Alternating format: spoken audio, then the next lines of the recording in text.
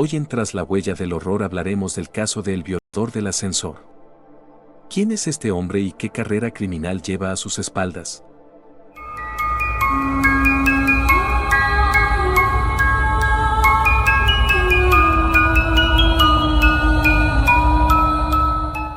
Pedro Luis Gallego, el violador del ascensor o violador de la paz, nació en la ciudad de Valladolid, el 13 de noviembre de 1957.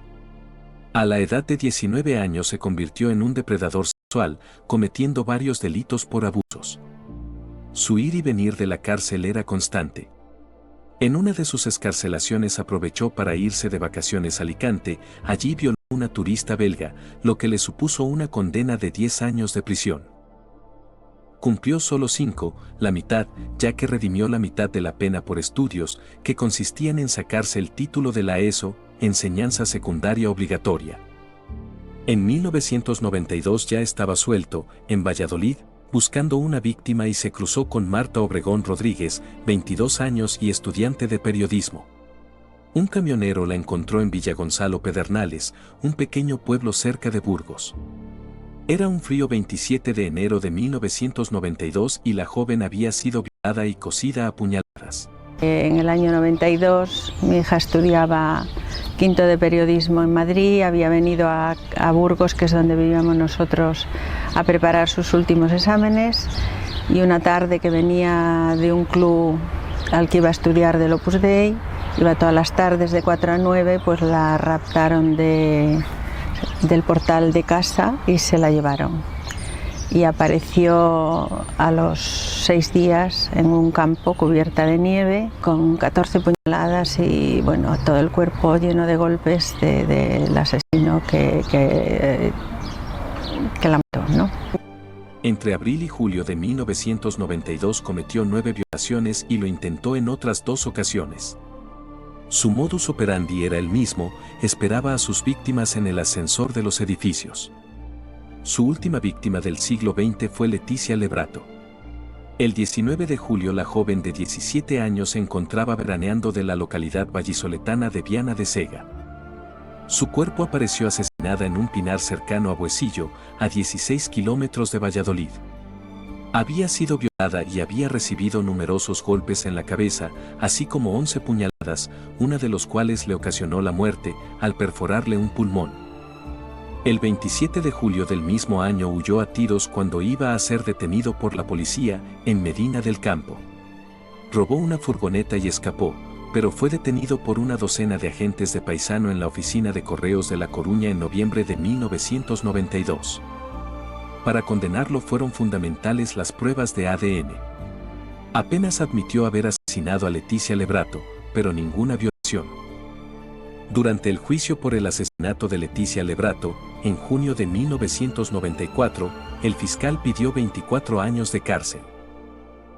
Pedro Luis Gallego fue condenado a 328 años de cárcel y 6 de destierro de Valladolid en total por 2 asesinatos, 18 violaciones, 3 tentativas, un tiroteo con la policía, tenencia ilícita de armas y robo con intimidación.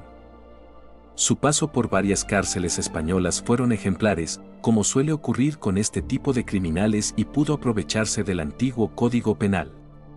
Su puesta en libertad quedó fijada en 2022 en aplicación de la doctrina Parot. La doctrina Parot se basaba en la interpretación del artículo 72 del Código Penal, que establece que la pena privativa de libertad no podrá exceder de 30 años. Este artículo también establece que, en el caso de que se impongan varias penas de prisión, se aplicará el principio de acumulación material, es decir, que las penas se suman entre sí. Según la doctrina Parot, el cumplimiento de la pena íntegra era el único modo de garantizar la reinserción del condenado y la reeducación del mismo. Por ello, los presos condenados a más de 30 años de prisión no podían beneficiarse de los beneficios penitenciarios, como la redención de penas por el trabajo o la libertad condicional.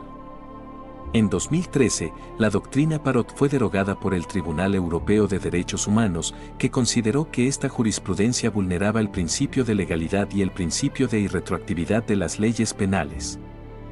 El Tribunal Europeo de Derechos Humanos estableció que la doctrina Parot era una interpretación de la ley que no estaba prevista en el momento en que se dictaron las sentencias de los presos afectados.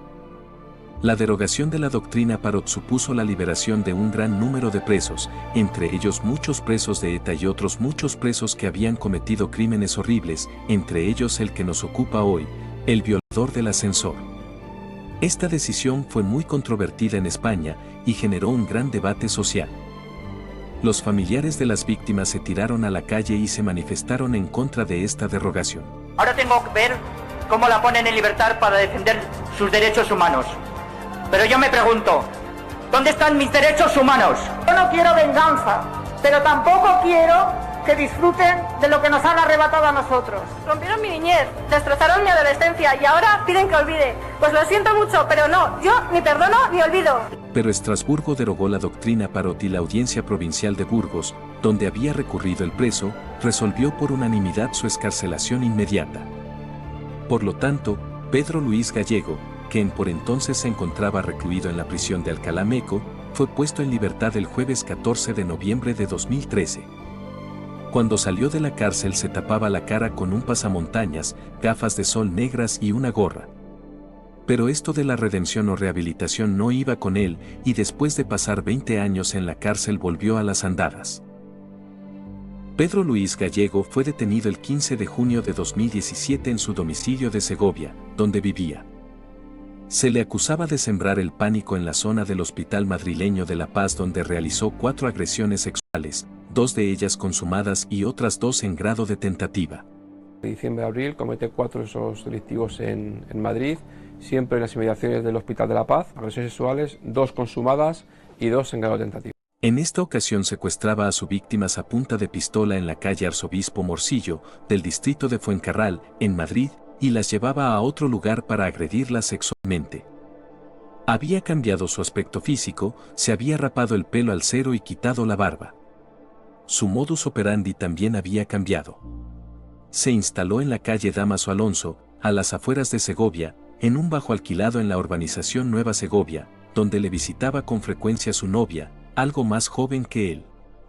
Había llegado allí en 2015, huyendo del pueblo de Oncalada, a las afueras de Valladolid, donde vivía con su hermana hasta que los vecinos comenzaron a hacer pintadas de protesta contra su presencia allí.